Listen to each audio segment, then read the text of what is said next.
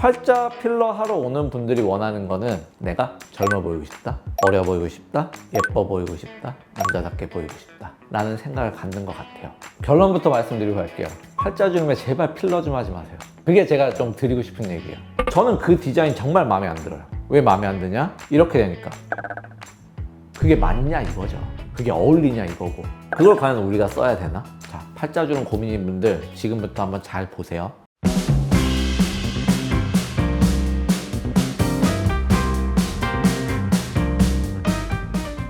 네, 안녕하세요. 당신만의 피부 정답 김태형의 피부 공식 김태형입니다. 사실 저희가 지난번에 촬영했던 이 기가 주름 편이 사실 반응이 너무 좋아서 이번에도 주름 특집을 한번 해봐야겠다 해서 사람들이 가장 고민 많은 팔자 주름에 대해서 한번 원장님께서 가이드 주시면 좋겠습니다. 결론부터 말씀드리고 갈게요. 팔자 주름에 제발 필러 좀 하지 마세요. 그게 제가 좀 드리고 싶은 얘기예요. 사실 원장님이 제가 알기로 필러에 엄청난 장인이라고 들었는데 아니요, 애정. 필러에 엄청난 애정이 있으시다고 들었는데 왜 팔자만큼은 맞지 말라고 하셨나요? 일단은 부위를 좀 나눠서 설명을 드릴게요. 저는 코 옆에 요 부위를 귀족 부위라고 얘기를 하고요. 이렇게 꺼지는 라인을 팔자라고 얘기를 하고, 그때 얘기했던 요 주름을 입가 주름이라고 하고, 여기를 마리오네트 주름이라고 해요. 저는 귀족과 팔자는 항상 연결해서 생각을 해요. 근데 저는 그 테크닉을 사실 좋아하지 않아서 디자인과 이 시술법을 쓰질 않아요. 근데 보통 팔자 필러라고 하면은 귀족 부위가 아니고 이 팔자 부위만 안 보이도록 필러 시술을 받으시는 것 같아요. 그리고 그런 시술을 하는 것 같고요. 같다는 게 아니고 그런 시술을 하고 있죠, 많은 선생님들이. 저는 그 디자인 정말 마음에 안 들어요. 왜 마음에 안 드냐? 이렇게 되니까 그 얼굴이 정말 미적으로 아름답냐 이거죠. 내 얼굴에 어울리고 또 더 나아가서 그 얼굴이 젊어 보이냐 이거죠. 팔자 주름이 안 보이게 하려면 그렇게 해야 돼요. 귀족이 아니고 팔자 주름이 안 보이게 하려면 이렇게 만들어야 돼요. 그렇죠. 그렇게 만들어야 되죠. 근데 그게 맞냐 이거죠. 그게 어울리냐 이거고. 그렇게 어울리지 않는 이유를 설명을 드릴게요. 피기 위해서 그러면은 깊은 층이라고 하지만 대부분 지방층 쪽으로 단단한 필러를 직사각형 모양으로 그 주름 모양에 맞춰서 넣어 놓으시는 것 같아요. 근데 필러들 종류에서는 그 모양이 그대로 수직으로 유지가 되는 필러들도 있지만 사실 요 층에서는 받쳐주는, 서포트해주는 뼈들이 완벽하지 않거든요. 그리고 넣은 층 자체가 지방층, 무른 층이다 보니까 필러가 자꾸 옆으로 가려고 하는 성질이 있어요. 그러니까 이렇게 세워놨던 게 이렇게 된다는 얘기거든요. 그럼 내가 내 손 모양으로 이렇게 넣어놨던 게 시간이 지나면 이렇게 돼요. 이렇게 위로 세워져 있던 게 옆으로 이렇게 된다고요. 그러면은 저한테 오시는 분들은 어떤 상태로 오느냐? 원장님 저 팔자 필러 6달 전에 했어요. 어때요? 라고 필러가 이렇게 돼서 오는 거예요. 그게 과연 우리가 적절한 시술을 하는 거냐? 라는 질문을 하는 거예요. 저는 팔자 필러 하러 오는 분들이 원하는 거는 그렇게 생각을 해요. 내가 젊어 보이고 싶다,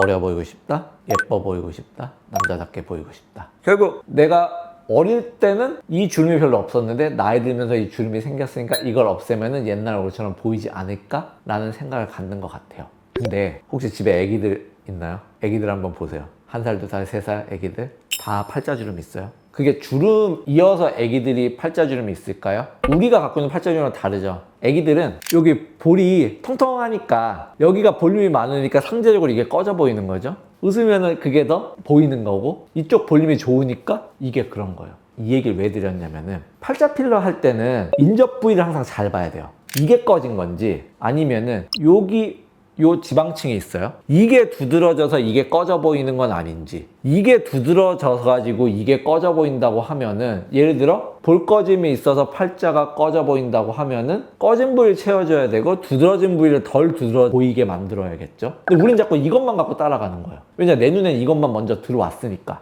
그래서 팔자 주름에 필러 하는 거 다시 생각해보자 이거예요. 팔자 주름 고민을 오셨는데 이분은 팔자 필러 안 하고도 좋아 보이게 만들 수 있지 않을까? 제가 내는 해결책을 말씀을 드릴게요. 저는 첫 번째 팔자 주름 고민을 오면요, 옆모습부터 봐요. 옆모습을 봐서 이 부위가 어느 정도 돌출이 되어 있는지를 봐요. 그러고 나서는 그 위에 앞볼 부위를 봐요. 앞광대라고도 하겠죠. 보통은 앞광대 부위가 꺼져 있고 이 지방층은 도드라져 있어요. 그러면은 이 도드라진 느낌만 앞광대 볼륨을 채워져서 없애버려도 우리 눈에는 이 부위가 매끈해 보여요. 그럼 이 꺼진 느낌이 갑자기 덜 보이기 시작할 거예요. 두 번째, 팔자 주름 여기잖아요. 그럼 여기를 채우는 게 좋냐? 여기를 채우는 게 좋냐를 한번 고민해 봐야 돼요. 이 볼륨이 여기만 꺼져서 생긴 것과 여기가 꺼져서 생기는 것과 팔자주름을 안 채우고 옆볼만 잘 채워도 팔자가 펴져 보일 수 있거든요. 이걸 생각해야 돼요. 근데 팔자 필러 저도 많이 해요. 근데 팔자주름에는 열심히 안 들어가요. 저는 귀족 부위는 많이 해결해 주려고 해요. 여기는 그래도 어느 정도 해결해 주려고 하지만 그 이유는 이 볼록한 느낌을 없애기 위해서. 여기는 저는 어느 정도 놔둬도 된다는 거죠. 여기를 과하게 오버해서 채우다가 자꾸 이런 느낌 만들지 말자는 거예요. 왜냐면 그런 경우 너무 많이 봐서 그래요. 모르겠어요. 저는 그 디자인과 그 시술법이 어울린다고도 생각 안 하고 예쁘다고도 생각 안 돼요. 그리고 시간 지나면 그렇게밖에 안 되는 테크닉이거든요. 그걸 과연 우리가 써야 되나? 이 환자분들이 원한다고 팔자주름을 당장 안 보이게 하기 위해서 그걸 이렇게 볼록하게 만들어야 주름 안 보여요. 함몰되어 있는 게 이렇게 펴져야 안 보이잖아요. 근데 그 모양이 저는 적절해 보이지가 않는 거죠.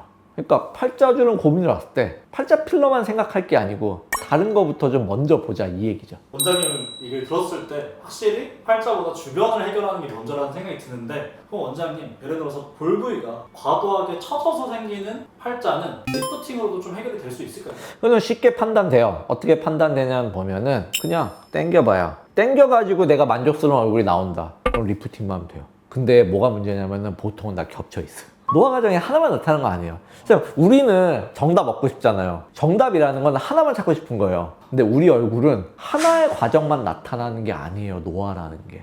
여러 가지가 겹쳐지고 쌓여가지고 그게 이런 결과로 나타나는 거거든요. 우리 공부할 때도 영어만 잘한다고 되는 거 아니잖아요. 수학도 잘해야 되고 사회도 잘해야 되고 과학도 잘해야 되고 그러잖아요. 하나만 갖고 나타나지가 않으니까. 근데 우리는 자꾸 하나만 갖고 하려고 해요. 근데 하나만 갖고 하니까 내가 원하던 결과가 아니네 이렇게 느끼는 거예요. 근데 그거를 잘 설명을 드려야 되죠.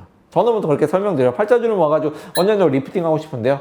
오케이, 한번 당겨보죠. 제가 리프팅을 하면 이 정도 효과인데 만족스러우십니까? 이거를 갖고 들어가는 거죠. 그럼 원장님 제가 좀 기억나는 좀 어떤 노인분이 팔자주름도 심한데 이 신부볼이라고 하나 여기까지 심해져서 팔자가 턱까지 이어지는 그런 분도 있더라고요. 그럼 이런 분들은 솔직히 어떻게 해야 될지 정말 많은 걸 해야 되죠. 왜냐면 말씀하신 대로 그분은 노화가 그만큼 진행이 된 거예요. 하나로 안 되죠. 진짜 저희 병에서 하는 거 다 해야 돼요. 원장님 지금 말씀해 주신 내용을 한번 좀 잘 정리해 주시면 감사하겠습니다. 팔자 필러하고 불만족 나오는 경우는 딱 하나예요. 그냥 팔자 부위만 해결을 해서 다른 데랑 따로 놀잖아요. 팔자 부위만 해결을 하니까 걔만 좋아지고 나머지가 좋아지지가 않으니까 언밸런스 나고 따로 노는 거거든요. 자, 팔자주름 고민인 분들 지금부터 한번 잘 보세요. 나는 귀족 부위가 꺼진 건 아닌지, 그리고 요 지방이 너무 도드라져 보이는 건 아닌지 옆모습에서, 그래서 요 앞볼이 꺼져가지고 요 지방이 도드라져 보이는 건 아닌지, 옆볼이 꺼져서 팔자가 도드라져 보이는 건 아닌지, 처져서 내 얼굴이 팔자가 도드라져 보이는 건 아닌지, 이게 팔자주름이 아니고 입가주름은 아닌지, 이런 것들을 다 살펴보시고 내 얼굴에 맞는 시술들을 받아야 돼요.